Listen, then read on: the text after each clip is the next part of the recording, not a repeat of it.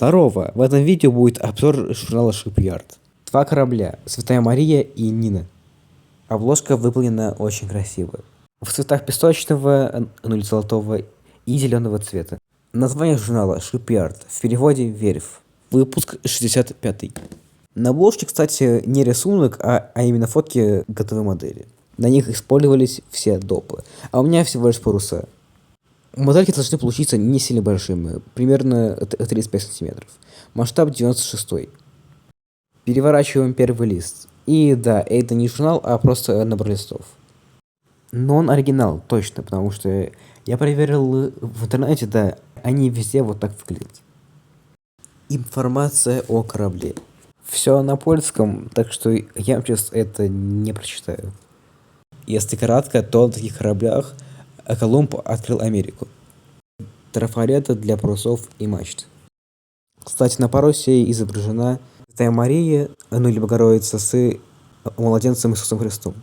Первый лист с инструкцией. Это у нас каркас корабля и обшивка. Обшивка здесь дана... Да не могу. Это раз 20-й, наверное, записываю. В набор положили шлюпку, хотя ставить ее некуда. Следующий лист. Это у нас каркас другого корабля. Он, кстати, будет немножко сложнее из-за того, что у него другая конструкция палубы. Дальше у нас идет инструкция с общим видом корабля. Здесь, кстати, видно то, что использовалось дерево. Модели обещают быть не слишком сложными. Я уже почти закончил обшивку одного из кораблей, и он не особо сложный, но косяков я уже много наделал. Дальше у нас опять идет инструкция. Здесь я уже не буду подробно все показывать, потому что это есть примерно то же самое, что и было в прошлый раз. Первый лист с деталями. Здесь у нас детали первого слоя обшивки. На этом листе есть детали от одного корабля и от другого. А это у нас, я не знаю, что это. Здесь я понимаю только каркас от шлюпки. А это у нас получается лист с палубой, мелочевкой и шлюпкой. Что хочется сказать, очень много мелочевки.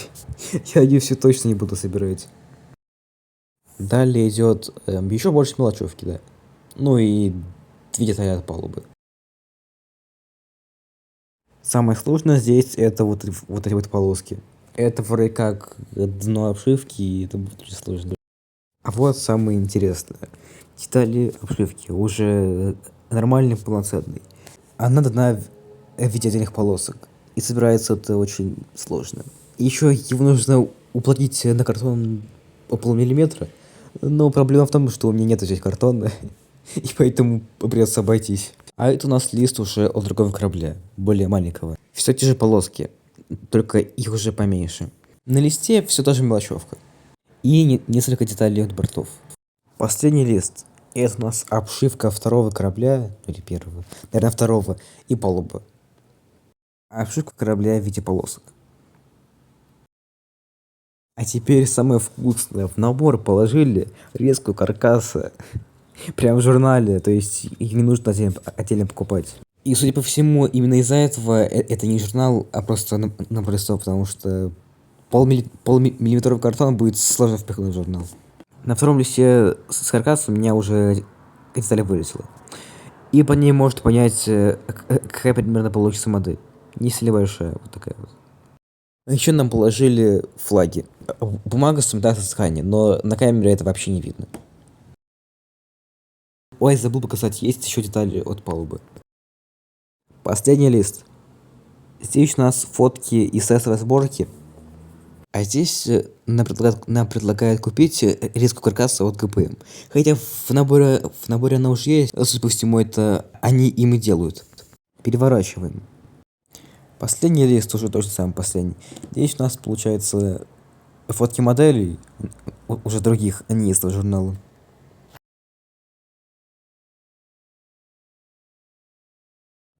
Информация о журнале. Сделано в Польше. Торговая марка ВСЛ, в переводе лодка. Тираж 350 штук. Но это еще нужно учитывать то, что это перевыпуск. Есть более старый вариант этого журнала. Вы думали, это все? Нет. У меня еще есть паруса. К сожалению, мачт в наличии не было, поэтому придется их делать самому. Открываем. Вместе с парусами есть два типа нитки. Одна из них 0,5 мм, а другая 0,1 мм. Вот они, сами паруса. На ощупь они очень приятные. Их желательно прогладить утюгом. Они, кстати, пахнут. Запах Польши, наверное, я не знаю. Наверное, из-за того, что они очень долго лежали в упаковке. Знаете что? Запах похож на запах хомяка. Мне друг подарил вот такого хомяка от Блуптоп. И он примерно так же пахнет. Из минусов можно сказать, это где рисунок, куда он делся. Ну, наверное, на производстве так сложно сделать. Еще минус, на обратной стороне ничего нет. Ладно, на этом буду заканчивать. Журнал «Зашибись», всем советую. Ссылки на них будут в описании. Ждите видео со сборкой. Всем пока.